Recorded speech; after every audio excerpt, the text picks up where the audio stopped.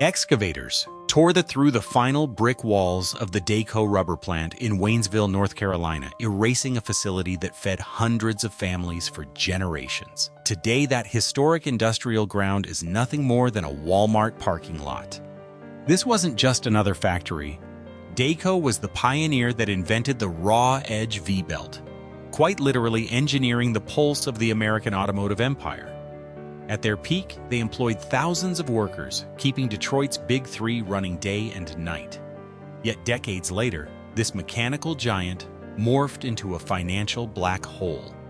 Crushed by a mountain of toxic debt, the company collapsed, ultimately filing for Chapter 11 bankruptcy in 2009. How does an industrial titan that held the heartbeat of millions of American engines destroy itself from the inside out?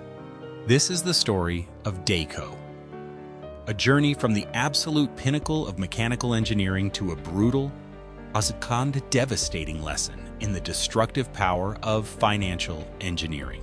Dayton, Ohio, in the year 1905. The dawn of the 20th century smelled of coal dust, ozone, and the sharp, suffocating stench of curing rubber. It was an era when the rules of modern industry were being written in real time, forged by men who traded in steel, sweat, and patents.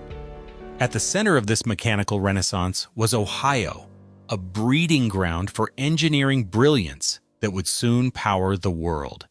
Here, a modest enterprise called the Dayton Rubber Manufacturing Company opened its doors. They did not begin as titans of industry.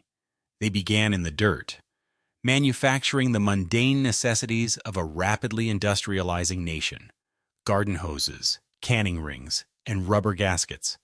But the men on the factory floor harbored an ambition that extended far beyond household goods. They understood a fundamental truth about the century to come. The future of America was not going to be pulled by horses, it was going to be driven by engines. And engines required a way to transfer immense, violent power without tearing themselves apart. Under the relentless leadership of visionary executives like John A. McMillan, the company took its first massive gamble. They turned their attention to the fledgling automotive market. In those early days, driving a car was a punishing, unpredictable experience. Early pneumatic tires were notoriously unreliable, prone to catastrophic blowouts on the rutted, unpaved roads of America. Dayton rubber engineers locked themselves in their laboratories, experimenting tirelessly with canvas, heat, and raw latex. They developed the airless tire, and later became pioneers of the white sidewall tire, proving to the market that they were not just manufacturers, but genuine innovators. Yet, as internal combustion engines grew more powerful, a critical engineering crisis emerged. True power transmission remained an absolute nightmare. Across the country, factories and early vehicles relied on flat leather, or canvas belts, to connect engines to drive shafts and accessories. These flat belts were a disaster of physics. They stretched, they slipped, they snapped under tension, and they bled kinetic energy. Whenever a flat belt slipped off a pulley, a factory machine died. A vehicle stalled, and progress ground to a halt.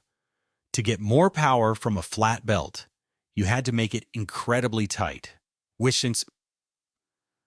destroyed metal bearings and snapped steel axles. The industrial world desperately needed a mechanical savior. Enter Abraham Lincoln Friedlander, a brilliant, obsessive engineer who joined Dayton Rubber in 1917. Friedlander and his team looked at the geometry of power transmission and proposed something radically different. A belt shaped like a V. Instead of riding flat on top of a pulley, this new belt would wedge itself directly into a V-shaped groove. The engineering logic was brilliant in its simplicity. The harder the engine pulled, the tighter the belt wedged into the groove, multiplying the friction exponentially without requiring massive, destructive tension on the bearings. But designing it on paper was one thing. Manufacturing it at scale was another. The company poured its financial resources into developing what would become known as the raw edge V-belt, Unlike older wrap belts, the raw edges expose the internal cords and specially formulated rubber directly to the metal pulley, providing an unmatched, relentless grip. The tension onto the factory floor during the testing phase was palpable. This wasn't just a standard product launch, it was a bet-the-company moment. Dayton Rubber was still a relatively small Ohio firm, challenging the established laws of physics and competing against massive, well-funded giants in the rubber industry. If the raw edge V-belt failed, if it shredded under the thousands of revolutions per minute demanded by new, high-compression engines, Dayton Rubber would likely be bankrupted by the sheer cost of their research and development. The early trials were brutal. Belts melted under friction, snapped under torque, and disintegrated in the heat. But Friedlander's team refused to yield. They constantly adjusted their vulcanization recipes, reinforcing the rubber with precisely layered fabrics and high-tensile cords. Finally, the raw edge V-belt held. The mechanical advantage of this new invention was staggering. It transmitted power with a silence, reliability, and efficiency that flat belts could never achieve. Most importantly, it allowed automotive engineers to design smaller, more compact, and infinitely more powerful engines, because the accessories could now be driven in tight spaces without slipping. Dayton Rubber had essentially created the missing puzzle piece for the impending automotive explosion. The company moved swiftly to secure the core patents, placing an impenetrable legal moat around their mechanical masterpiece. Almost overnight, the Dayton Rubber Manufacturing Company transitioned from a regional rubber shop into an indispensable artery of American engineering. They had solved the most frustrating power transmission problem of the century. As the 1920s roared to life, every mechanic, every factory manager, and every auto baron in Detroit began to realize one inescapable truth. If you wanted your machine to run reliably, it needed a Dayton belt. The foundation was firmly laid. It was no longer just a company. It was the bedrock of an empire. The pulse of the American century was about to quicken, and Dayton Rubber was perfectly positioned right at the beating heart of it. As the dust of the Second World War settled, a profound transformation swept across the American landscape. The nation was no longer just rebuilding, it was accelerating. The Federal Aid Highway Act of 1956 began carving thousands of miles of pristine asphalt across the continent, birthing a new, fiercely independent American culture, a culture entirely dependent on the automobile. Detroit, Michigan, transformed into the undisputed industrial capital of the world. The Big Three, General Motors, Ford, and Chrysler, were churning out steel leviathans at a rate previously thought impossible. But a car is only as reliable as its weakest component. Under the hoods of these massive, chrome-laden V8 engines, a complex symphony of alternators, water pumps, power steering pumps, and eventually air conditioning compressors all demanded kinetic energy. They all needed a lifeline to the crankshaft. Because of their obsessive engineering and the successful patenting of the raw edge V-belt, Dayton Rubber, which would eventually rebrand itself simply as Dayco, was waiting for this exact moment. They did not just participate in the post-war automotive boom, they became its indispensable nervous system. Dayco rapidly secured its position as a primary original equipment manufacturer, or OEM, for the Titans of Detroit. To keep pace with the staggering, insatiable demand of the American consumer, the company had to expand its physical footprint dramatically. They pushed southward, establishing sprawling manufacturing complexes, most notably the massive facility in Waynesville, North Carolina. Nestled into the heart of the Blue Ridge Mountains, this quiet Appalachian town was abruptly awakened by the thundering roar of heavy industry. The Waynesville plant was a cathedral of American manufacturing. Inside, the environment was an overwhelming sensory assault. The air was thick, hot, and heavy, with the acrid metallic scent of sulfur, carbon black, and boiling latex. Massive Banbury mixers, standing 2 stories tall, chewed through raw rubber compounds with a deafening, rhythmic mechanical grind. Thousands of steel mandrels spun furiously as skilled laborers meticulously layered the specialized rubber and high-tensile cords, preparing them for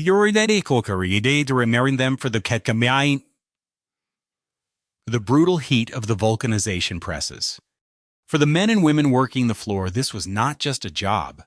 It was an identity. A position at Dayco meant a ticket to the American dream.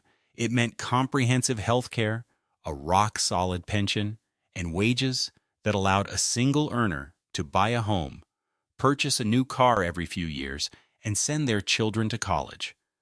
The factory operated around the clock, divided into 3 punishing but highly coveted shifts. When the shift whistle blew, it echoed through the valleys of North Carolina, dictating the rhythm of the entire town. Local diners, hardware stores, and car dealerships thrived entirely on the paychecks generated inside those brick walls. During the 1960s and 1970s, the pride among the workforce was immeasurable. They knew that when a family packed their station wagon for a cross-country road trip, or when a trucker hauled freight across the Rockies, it was their sweat, their precision, and their V-belts that kept the engine cool and the battery charged.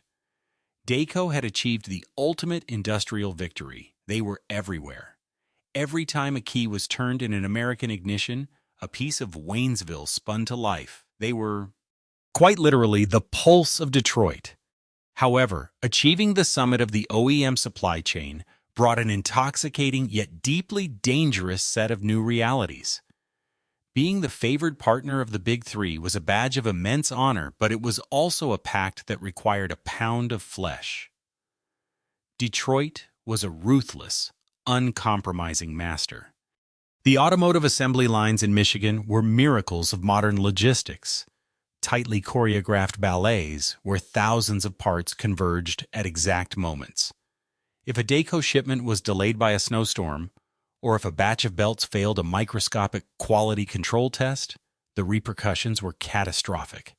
A halted assembly line in Detroit cost the automakers tens of thousands of dollars for every single minute it stood still. The financial penalties levied against suppliers for causing such delays were astronomical, capable of wiping out a quarter's profit in a single afternoon. This reality created a suffocating atmosphere of pressure on the Dayco factory floors. Supervisors roamed the aisles, pushing the workforce and the aging machinery to their absolute limits. The volume demanded was staggering, millions upon millions of belts per year.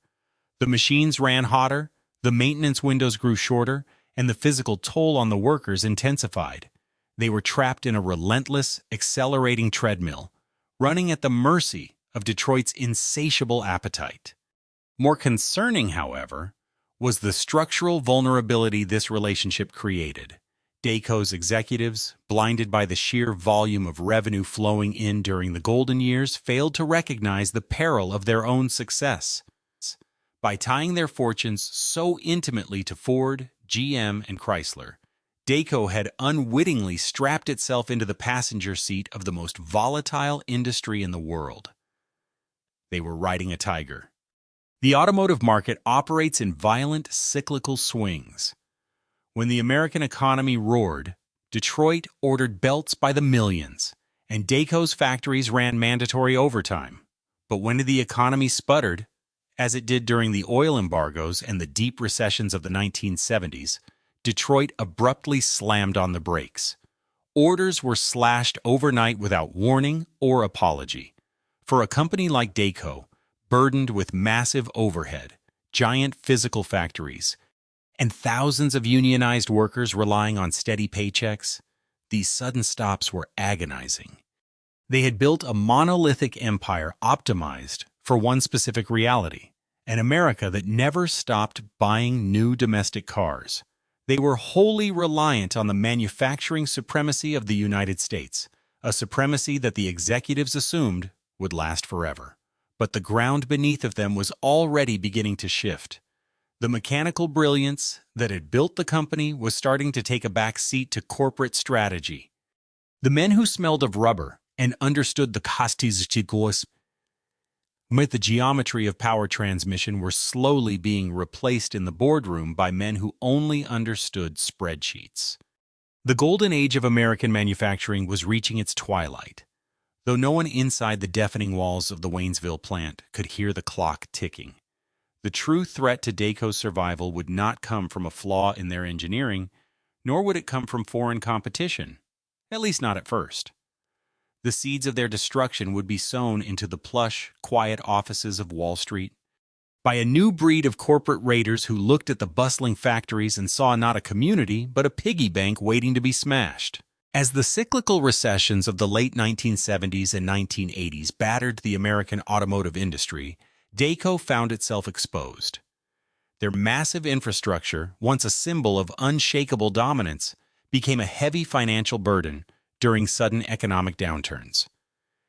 It was in this precise moment of vulnerability that a new kind of predator began circling the waters of American manufacturing. They were not rival engineers or competing rubber companies. They were corporate raiders, armed not with patents or blueprints, but with leveraged buyouts, high-yield junk bonds, and a ruthless ideology. In the late 1980s, the fate of Dayco was permanently altered when it was swallowed up by Mark IV Industries. Based in Amherst, New York, Mark IV was a rapidly expanding conglomerate led by executives who viewed manufacturing through a fundamentally different lens. To the veteran workers in Waynesville, North Carolina, a V-belt was a physical triumph of chemistry, tension, and mechanics. To the executives at Mark IV, a V-belt was merely a line item on a consolidated balance sheet, a vehicle for generating cash flow to service an ever-expanding mountain of corporate debt. This acquisition marked a devastating paradigm shift. For over 8 decades, Dayco's lifeblood had been manufacturing engineering. Their success was built by men who obsessed over tensile strength, vulcanization temperatures, and raw edge durability. They solved physical problems. But under the umbrella of Mark IV, the corporate religion shifted entirely to financial engineering. The goal was no longer to build the world's best power transmission system. The goal was to manipulate assets to inflate the parent company's stock price. The cultural clash was immediate, profound, and deeply demoralizing. The financial executives from New York rarely visited the humid, sulfur-scented floors of the production plants in the South. They operated from sterile, quiet boardrooms, surrounded by financial analysts and bankers. When the suits did walk the factory floor, they did not look at the machinery with admiration. They looked at it as tied-up capital. The seasoned plant managers and chemical engineers, men who had spent their entire adult lives perfecting rubber compounds, suddenly found themselves answering to accountants who demanded immediate, aggressive cost reductions regardless of the physical reality of manufacturing. Mark IV's overarching strategy was intoxicating to Wall Street investors. Instead of spending years and millions of dollars on organic research and development to invent the next breakthrough product, Mark IV simply bought up other companies. They went on a relentless acquisition spree, absorbing dozens of automotive and industrial brands, including big names like Purolator Filters, to rapidly expand their portfolio. On paper, the conglomerate looked like an unstoppable juggernaut, generating billions in annual revenue. But this explosive growth was a dangerous illusion. It was not built on innovation or superior products. It was built entirely on a foundation of massive, high-interest borrowing. Inside the Dayco facilities, the grim reality of this debt-fueled expansion began to manifest as a slow, agonizing strangulation. The mechanics of a leveraged buyout dictate that the acquired company must pay for its own acquisition. The cash generated by the sweat of the factory workers was no longer being reinvested back into the plants. Instead, the profits were immediately siphoned off to headquarters to pay the staggering interest on Mark IV's mounting loans and to fund the next corporate buyout. The lifeblood of any manufacturing titan is research and development. In the era of the Dayton Dream, R&D was considered sacred.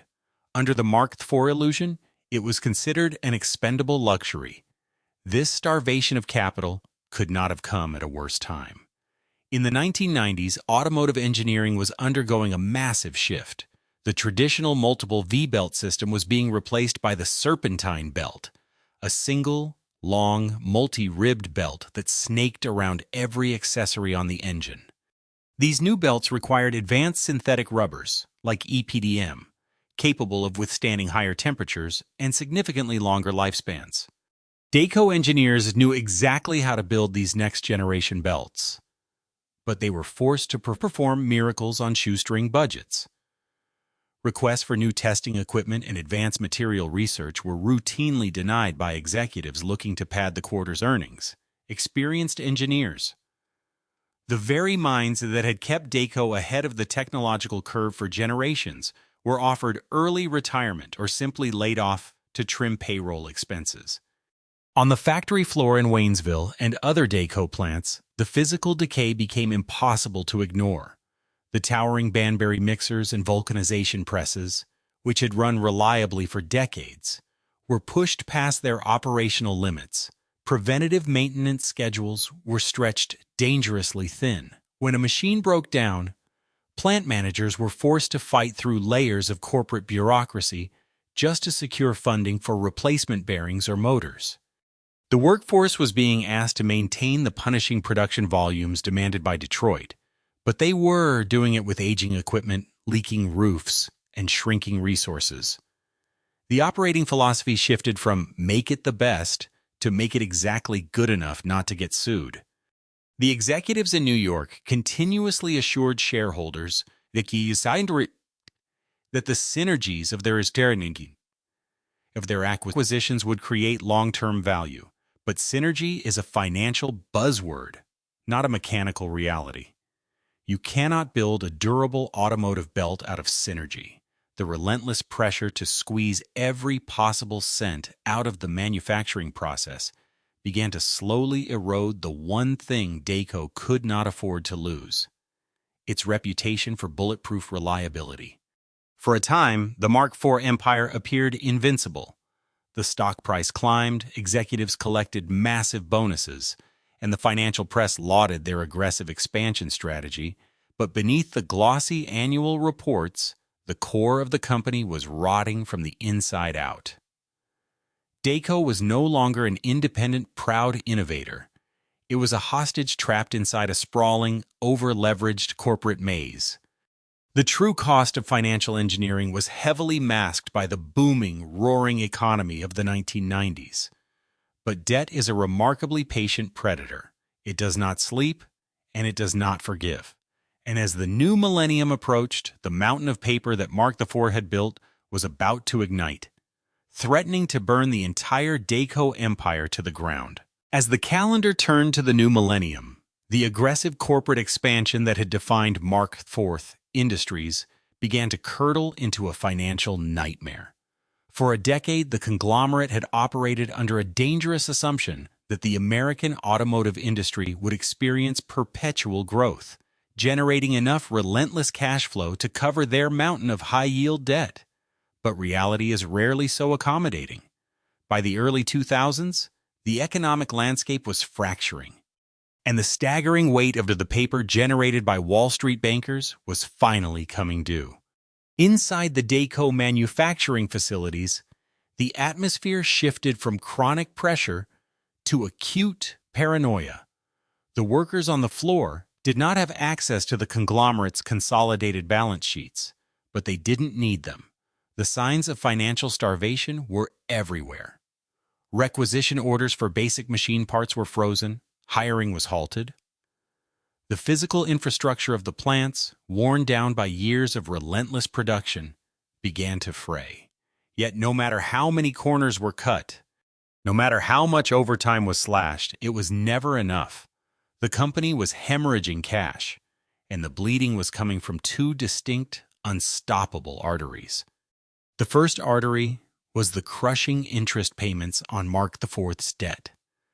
The leverage used to buy Dayco, and dozens of other companies had transformed the corporation into a financial hostage. Hundreds of millions of dollars, capital that should have been used to upgrade aging vulcanization presses or research advanced polymer compounds, were instead being wired directly to institutional lenders to simply keep the lights on. But the second artery was an unforeseen phantom from the past, one that terrified the corporate boardroom more than any economic recession: asbestos.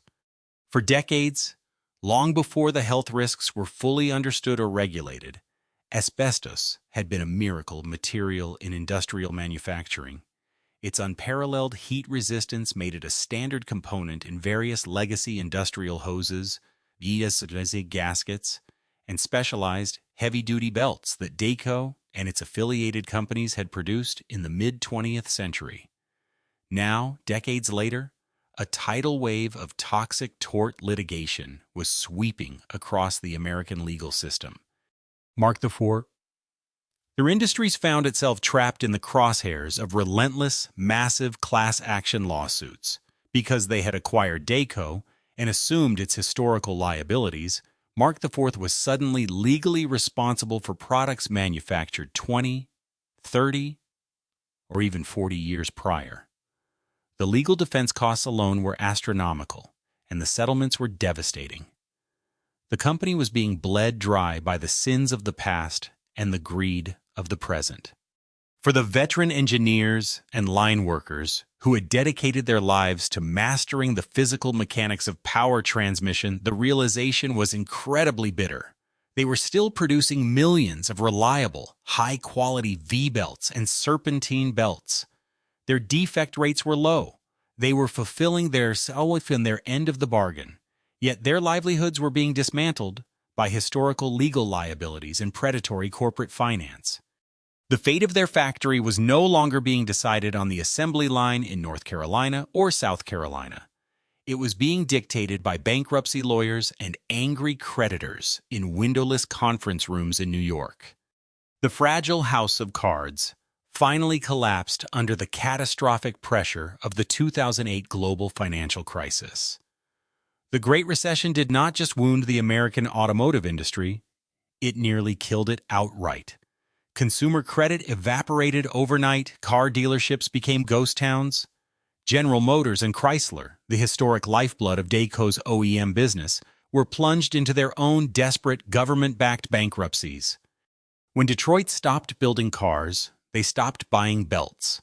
The assembly lines in Michigan went dark, and the shockwave traveled instantly down the supply chain, striking Dayco with the force of an earthquake.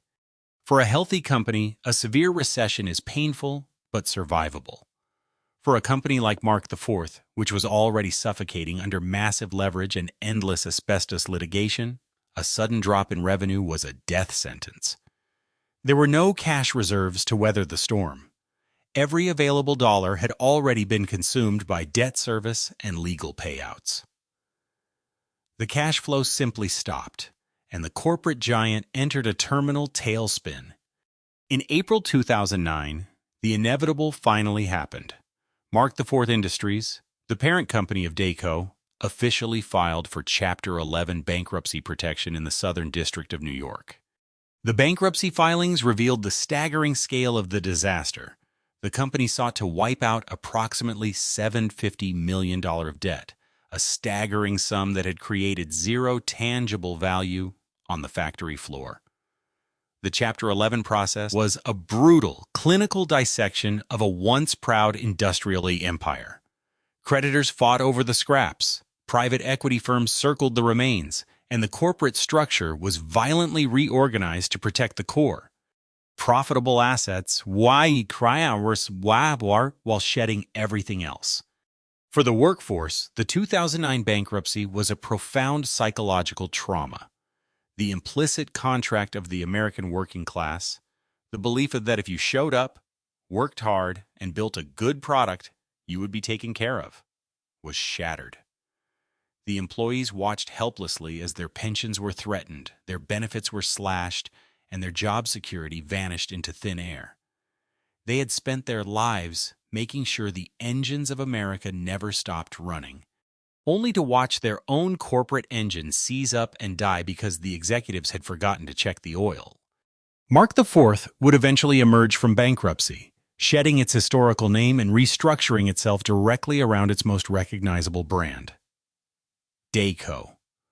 On paper, the debt was restructured, the balance sheet was cleansed, and the company was legally saved.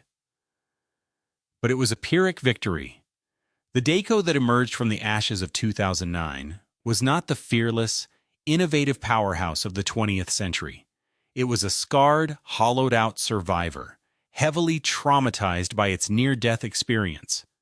They had survived the immediate financial execution, but the world they woke up to had fundamentally changed. With Detroit severely weakened and OEM contracts shrinking, the newly reorganized Dayco had to find a new way to survive.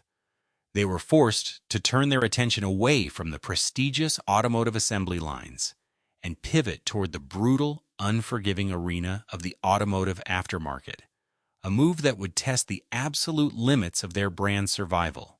When the dust of the 2009 Chapter 11 bankruptcy finally settled, the entity that crawled out of the wreckage was fundamentally altered. Mark IV. Industries, the bloated conglomerate that had driven the enterprise into the ground, was gone. In its place stood a reorganized, standalone company operating under the legacy name Dayco.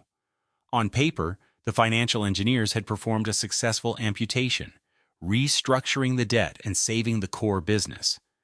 But in the physical world of manufacturing, surviving a catastrophic trauma leaves permanent, debilitating scars. The immediate reality facing the newly independent Dayco was terrifying. The traditional lifeblood of a company, the massive guaranteed original equipment manufacturer, OEM contracts with Detroit's Big Three, had permanently evaporated. General Motors and Chrysler had just survived their own near-death experiences, and the entire domestic automotive manufacturing footprint had radically shrunk. The days of shipping millions of V-belts and serpentine belts directly to Michigan assembly lines without a second thought were over. Detroit was no longer the undisputed king of the road, and Dayco could no longer rely on the pulse of the Motor City to keep its factories running. To survive, Dayco was forced to execute a desperate strategic pivot. They had to turn their primary focus toward the automotive aftermarket. Historically, the aftermarket, supplying replacement parts to mechanics, local garages, and massive retail chains like AutoZone, Advance Auto Parts, and O'Reilly, had always been a profitable secondary revenue stream for Dayco. When an original belt wore out after 60,000 miles, a Dayco replacement was waiting on the shelf. But there is a profound difference between the aftermarket being a supplemental income and the aftermarket being your sole lifeline. Operating in the aftermarket required a completely different set of survival skills. In the OEM world, Dayco dealt directly with automotive engineers who understood the value of tensile strength, heat resistance, and long-term reliability. Detroit was willing to pay a slight premium if it meant preventing a catastrophic engine failure on a brand new car. But the aftermarket was a vastly different, far more ruthless arena. It was entirely dictated by retail margins, shelf space, and the uncompromising demands of corporate purchasing managers. As Dayco pivoted its massive legacy infrastructure to serve this retail-driven ecosystem, they immediately slammed into a brutal economic wall. They were an American heritage brand carrying the heavy overhead of aging domestic factories, legacy pensions, and the lingering financial hangover of their bankruptcy restructuring. They needed a premium price to sustain their operations. But the retail chains did not care about the history of the raw edge V-belt, nor did they care about the families in North Carolina who depended on those wages. They cared about one thing: the lowest possible unit cost. As Dayco fought for prime placement on the shelves of American auto parts stores, they found themselves completely outflanked. The globalization of the automotive supply chain had accelerated at a dizzying pace. The market was suddenly flooded with a tidal wave of cheap, Offshore manufacturing. Factories in China, India, and Southeast Asia were producing replacement belts at a fraction of the cost. These overseas competitors did not have a century of engineering heritage, but in the modern aftermarket, they didn't need one. They only needed to produce a rubber belt that looked identical to a Dayco belt and lasted just long enough to satisfy a basic consumer warranty. Faced with this influx of cheap, commoditized inventory, the massive retail chains held all the leverage.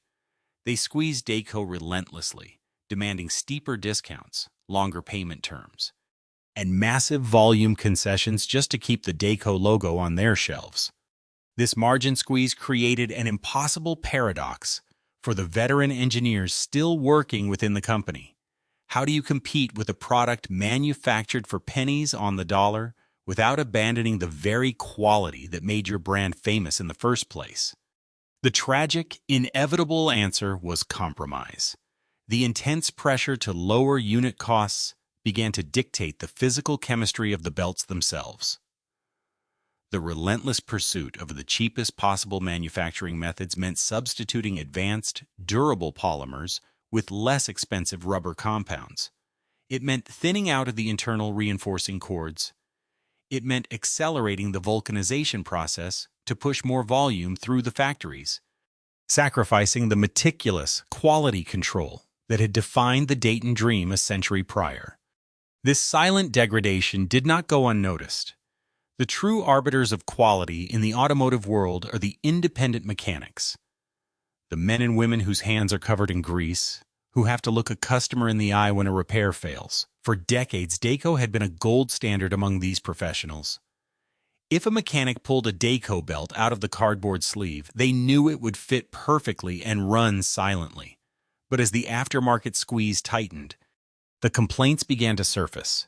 Belts were squealing straight out of the box. Premature stretching was becoming common. The legendary raw edge durability was failing. The humiliation was visceral. Dayco, the proud titan of American industrial engineering, the company that had once solved the geometry of power transmission for the entire world, was now forced into a degrading race to the bottom. They were no longer competing on brilliance or innovation. They were competing on who could make the cheapest acceptable piece of rubber. The aftermarket did not save Dayco. It slowly bled it of its identity. The brand was surviving, but the soul of the engineering powerhouse was being stripped away piece by piece to satisfy the merciless economics of the retail shelf. And as the profit margins continued to compress, corporate management realized that compromising the product was no longer enough. To keep the balance sheet alive, they were going to have to start cutting much closer to the bone. They were going to have to turn on their own people. When a corporation is trapped in a desperate race to the bottom, the first casualties are rarely the executives in the boardroom. The first casualties are the people on the factory floor. By the 2010s, Dayco's relentless struggle to survive the suffocating margins of the automotive aftermarket demanded a ruthless reevaluation of their entire operational footprint. The math presented to the executive board was cold, simple, and utterly devoid of sentiment. To compete with the flood of cheap, imported automotive parts, Dayco could no longer afford the overhead of its legacy American manufacturing plants. For decades, the company's sprawling facilities across the American South and Midwest had been the undisputed bedrock of their empire. Towns like Waynesville, North Carolina, and Williston, South Carolina, were not just dots on a corporate map. They were deeply intertwined ecosystems where Dayco was the primary economic engine. In these communities, a job at the rubber plant was a generational inheritance. Fathers trained sons. Mothers worked alongside daughters. They had built their homes, funded their local schools, and sustained their small-town economies on the assumption that as long as America needed cars, Dayco would need them. But financial engineering recognizes no social contracts. The new corporate strategy dictated a massive restructuring. The goal was to consolidate operations, slash labor costs, and shift production to cheaper environments, whether that meant aggressively non-unionized facilities or moving operations entirely offshore to places like Mexico and overseas. The veteran workforce, with their earned pensions, their healthcare benefits, and their decades of institutional knowledge, were no longer viewed as the company's greatest asset. On the spreadsheets of the newly reorganized Dayco, they were categorized simply as an unjustifiable expense. The mechanism of this corporate divorce was swift and clinical. There was no grand ceremony acknowledging the decades of loyal service, nor were there meaningful apologies for the strategic missteps of the past management that had led them to this point. Instead, the devastating news usually arrived in the form of sterile, carefully worded memorandums and brief all-hands meetings led by executives who flew in, delivered the fatal blow, and flew out before the shift ended. In Waynesville, the realization that the colossal manufacturing complex was being phased out sent shockwaves through the region. The plant had been the beating heart of the county for over half a century. To the workers who had spent 30 years breathing in sulfur and carbon black, who had sacrificed their hearing to the deafening roar of the Banbury mixers, the announcement felt like a profound, inexplicable betrayal. They had not failed the company. Their defect rates were low. They had worked the grueling mandatory overtime when Detroit demanded it. They had done everything right. But the rules of the game had been changed without their consent, and they were being swept off the board. The psychological toll on the workforce during these transitional periods was agonizing. It is one thing to lose a job. It is an entirely different trauma to be forced to dismantle your own livelihood. In many of the closing facilities, the veteran workers were required to stay on for months to fulfill the final production quotas and, in some cruel instances, to pack up and crate the very machinery that was being shipped to foreign factories to replace them. They were tasked with training the ghost of their own future. The final days of a legacy manufacturing plant are marked by a haunting, unnatural atmosphere. The massive, cavernous production floors of Dayco, once buzzing with the chaotic, synchronized energy of thousands of workers and hundreds of machines, slowly began to empty. Production lines were powered down one by one. The sharp, acrid smell of curing rubber, a scent that had permeated the local air for generations, began to fade.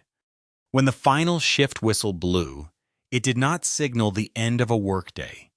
It signaled the end of an era. As the last workers walked out of the heavy steel doors, a profound and heavy silence fell over the buildings.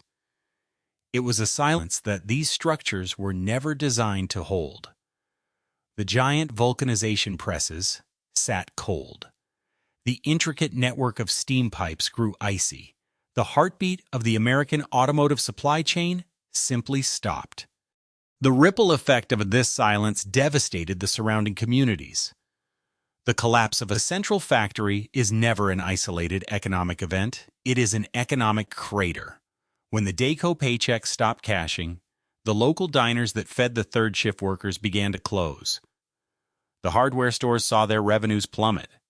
The local tax base, heavily reliant on the industrial assessments of the sprawling factories, was suddenly gutted, leading to underfunded schools and strained public services. Towns that had thrived for decades were suddenly forced to navigate the grim realities of industrial abandonment. But perhaps the most profound indignity was the physical erasure of the history itself. In Waynesville, the massive complex that had engineered the power transmission of the 20th century was not repurposed into a new hub of innovation. It was deemed obsolete. Demolition crews arrived with heavy machinery, systematically tearing down the brick walls, ripping up the reinforced concrete floors, and selling off the steel bones of the factory for scrap. The site was leveled, the earth was smoothed over, and the ground was paved with acres of black asphalt. In a perfectly tragic metaphor for the shift into the American economy, the very spot where thousands of skilled workers once manufactured tangible, mechanical wealth was transformed into a sprawling commercial retail center anchored by a Walmart supercenter. The community transitioned from a place that built the future to a place that merely consumed cheap, imported goods. This was the ultimate consequence of the financial engineering that had consumed the company. Dayco had survived its bankruptcy, but in doing so, it had hollowed out its own heartland. The brand name lived on, printed on cardboard sleeves in auto parts stores across the country, but the soul of the company, the generational workforce, and the thriving communities they supported had been permanently erased from the map. And as the company marched forward into an uncertain future, carrying the scars of its past, the financial markets were not done with them yet. A new reckoning was waiting in the shadows of the 2020s, ready to deliver a brutal verdict on what was left of the Dayco empire. By the time the 2020s arrived, the Dayco that existed on paper bore almost no resemblance to the industrial titan that had once commanded the American heartland. They had spent the decade following their 2009 bankruptcy trapped in a grueling war of attrition. They had hollowed out their domestic manufacturing, outsourced their production, and squeezed every possible penny out of their aftermarket retail contracts. Yet, despite all these agonizing sacrifices, the fundamental math of their existence remained deeply broken. They were still carrying the heavy, invisible chains of corporate debt, constantly trying to outrun a balance sheet that demanded more cash than their compromised products could generate. Then came the global shockwave of 2020. The COVID-19 pandemic did not merely disrupt the automotive industry. For several terrifying months, it paralyzed it completely. Across the globe, highways emptied, daily commutes vanished. The metric that dictates the survival of the automotive aftermarket is miles driven. And virtually overnight, the world stopped driving. When cars sit idle in driveways, belts do not wear out, water pumps do not fail, and consumers do not visit auto parts stores. For a company like Dayco, which was already operating on razor-thin margins and heavily reliant on consistent, high-volume retail sales, this sudden evaporation of revenue was catastrophic. As the cash flow dried up, the financial wolves began to circle. In the world of corporate finance, a company's survival is dictated by its credit rating, a grade assigned by powerful agencies that tells the global markets whether a corporation is a safe bet or a sinking ship. In the early 2020s, analysts at Standard & Poor's S&P Global Ratings took a hard, unforgiving look at Dayco's deteriorating financial metrics. They looked at the collapsing revenue, the looming maturity dates on hundreds of millions of dollars in loans, and the company's rapidly depleting cash reserves. Their verdict was a death sentence. S&P downgraded Dayco's credit rating deep into junk territory, slapping the company with a dismal CCC plus rating. To the average person, a CCC plus rating might just look like a bad grade on a financial report card. But in the physical, operational world of manufacturing and supply chains, a CCC plus rating is the equivalent of a highly contagious financial disease. It is the scarlet letter of Wall Street. The rating explicitly signals to the global market that the company is currently vulnerable to non-payment and dependent on favorable business conditions simply to meet its financial commitments. The moment that rating was published, a terrifying domino effect rippled through Dayco's entire global network. A credit downgrade does not just upset investors, it panics the supply chain. For decades, Dayco had purchased raw materials, synthetic rubber, specialized fabrics, and chemical adhesives on standard credit terms, usually paying their vendors 30 to 60 days after delivery.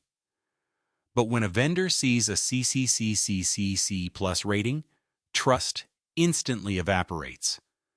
Fearing they will never be paid, suppliers suddenly demand cash on delivery, or worse, cash in advance. For a company already starved for liquidity, this sudden demand for upfront cash creates an inescapable death spiral.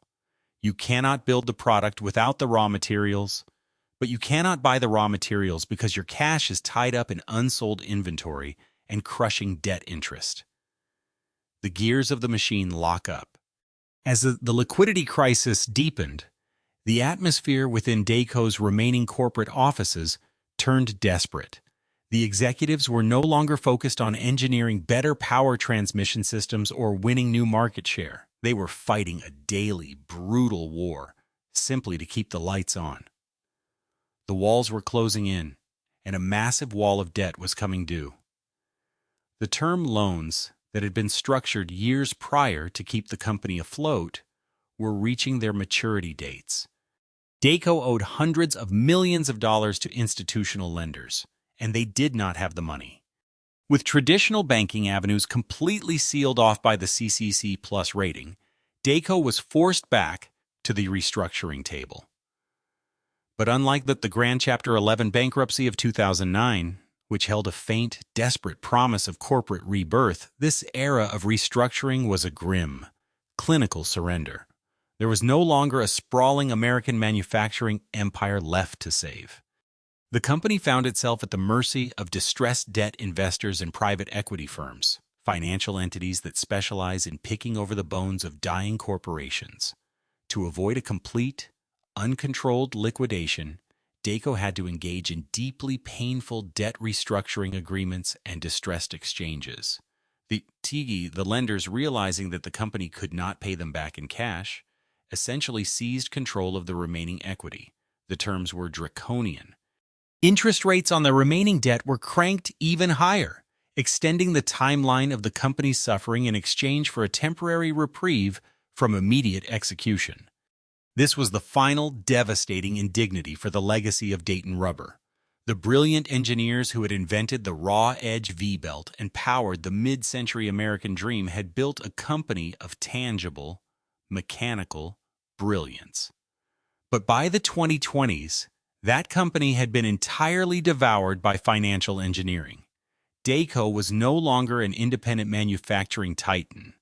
It was a zombie corporation. It was kept alive, not by the strength of its products, but by the strategic calculations of hedge fund managers who were simply waiting for the right moment to extract the last remaining drops of value. The executives who signed these final restructuring deals were not rubbermen. They did not understand the smell of a vulcanization press or the complex geometry of a serpentine belt under torque. They were financial technicians, brought in to manage a controlled demolition. Every decision made was dictated by the strict covenants of their new debt masters. Research and development budgets were slashed to the bone. Any remaining legacy assets that could be liquidated were sold off. The workforce was subjected to endless, demoralizing waves of efficiency optimizations. By the time that the restructuring dust settled in the mid-2020s, the transformation was complete. The Dayco that remained was a ghost. The corporate structure had survived, but the soul of the company had been entirely stripped away to satisfy the insatiable appetite of its creditors. They had reached the absolute bottom of the industrial food chain, reduced to a hollow brand name floating in a sea of toxic paper, waiting for the inevitable end. If you drive through the Blue Ridge Mountains today and pull off into the town of Waynesville, North Carolina, you will eventually find yourself at a sprawling, deeply ordinary commercial intersection. There is a Walmart supercenter, a vast expanse of painted asphalt, and the usual assortment of fast food drive-thrus and chain retailers. To the untrained eye, there is absolutely nothing remarkable about this landscape. It looks like 1,000 other commercial developments scattered across the United States. But beneath that asphalt lies the ghost of an empire. This is the exact plot of Earth where the Dayco Waynesville plant once stood. This is where towering Banbury mixers once shook the ground, where the heavy scent of curing rubber filled the valley, and where generations of American families earned their livelihoods, sent their children to college, and built the middle class. There is no historical marker here to explain what was lost. There is no monument to the engineers who perfected the raw-edge V-belt, nor to the thousands of laborers who worked the third shift to ensure that Detroit's automotive leviathans never stopped moving. The physical legacy of American power transmission has been paved over, replaced by a monument to cheap retail consumption. This physical erasure perfectly mirrors the corporate reality of Dayco today. The brand name did not die. You can still walk into almost any major auto parts retailer in the world and find the distinctive Dayco logo printed on cardboard sleeves housing serpentine belts and tensioners. But the company that exists today is a ghost ship. It is a hollowed-out veneer, a legal entity, stripped of its original soul. Today's Dayco is no longer an independent, fearless pioneer of mechanical engineering. It is a portfolio asset, passed around between private equity firms and distressed debt managers. Its modern operations are heavily decentralized and largely untethered from the American heartland that birthed it. The belts inside those cardboard sleeves are primarily manufactured in overseas facilities, assembled in a fragmented global supply chain, designed not to maximize tensile strength, but to satisfy the merciless margins demanded by the modern automotive aftermarket. The logo remains exactly the same, but the DNA of the Dayton dream has been entirely genetically modified by Wall Street. When we examine the autopsy of this industrial titan, the most chilling realization is that Dayco did not fall because of a failure on the factory floor. They did not collapse because their engineers were incompetent or because their product was fundamentally flawed. In fact, Abraham Lincoln Friedlander's vision of the V-belt was so spectacularly correct that the basic geometry he pioneered is still the undisputed standard in global automotive design today. The workers in Waynesville and Williston did exactly what they were asked to do. They built millions of reliable, essential components that kept the American economy moving forward. The tragic downfall of Dayco is a masterclass in the destructive power of financialization. The company was murdered by a fundamental shift into the American corporate philosophy, a shift that occurred sometime in the late 1980s and accelerated ruthlessly into the 21st century. For the first 80 years of its existence, Dayco operated under the assumption that the purpose of a manufacturing company was to manufacture. Wealth was a byproduct of creating something tangible, reliable, and necessary. But when Mark IV Industries initiated their leverage buyout, they introduced a new, lethal operating system. The purpose of the company was no longer to make belts. The purpose of the company was to service debt and inflate the parent corporation's stock price. This philosophy dictated that every single element of the company that did not provide immediate, short-term cash flow was an inefficiency to be eliminated. Research and development was slashed. Preventative maintenance was ignored. And ultimately, the veteran American workforce, the men and women who possessed the institutional knowledge of exactly how to blend, cure, and press rubber into an unbreakable lifeline, were deemed too expensive to keep. The tragedy of Dayco is that it is not an isolated incident. The story of this rubber company is the story of the American Rust Belt. It is the story of how an entire nation willingly surrendered its mechanical supremacy to the spreadsheets of financial engineers. The executives in New York and the private equity managers who dismantled Dayco were handsomely rewarded for their efforts. They extracted their management fees, they collected their bonuses, and they insulated themselves entirely from the wreckage they left behind. Meanwhile, the towns that lost their economic engines were left to navigate the brutal reality of industrial abandonment. The social contract that had sustained the working class through the 20th century was permanently broken, leaving behind a profound, lingering bitterness in the American heartland.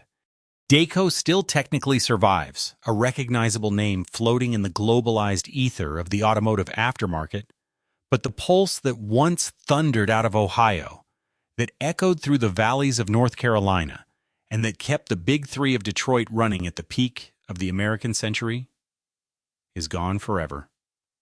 The factories are silent. The machines have been sold for scrap, and the brilliant mechanical engineers have long since retired.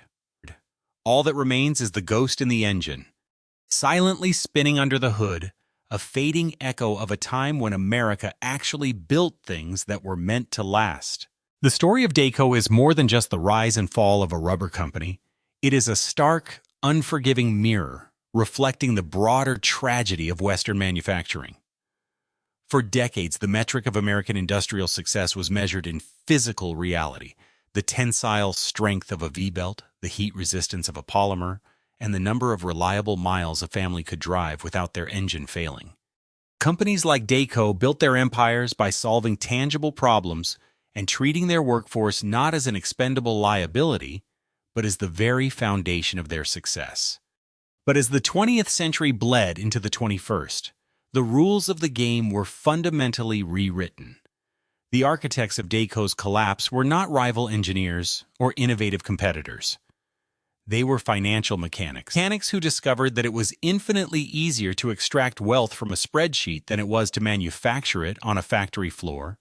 In their relentless pursuit of short-term shareholder value and debt-fueled expansion, they fundamentally hollowed out the institutions that actually built the modern world. When we look at the empty lots and sprawling retail parking lots that now occupy the sacred ground of former manufacturing titans, we must ask ourselves a critical question: what happens to a society that prioritizes financial engineering over physical engineering? The legacy of Dayco proves that when a system values the paper over the product, the heart of the machine inevitably stops beating. The machinery rusts, the communities fracture, and the true cost is ultimately paid by the very people who kept the world turning. What are your thoughts on the shift from manufacturing to financialization in the modern economy? Do you believe legacy brands can ever reclaim their physical roots, or is this the inevitable fate of the American Rust Belt? Let us know down in the comments. If you found this deep dive into industrial history valuable, please consider subscribing to the channel and leaving a like. Your support allows us to continue uncovering the forgotten stories behind the systems that built and broke our world. Thank you for watching, and we'll see you in the next documentary.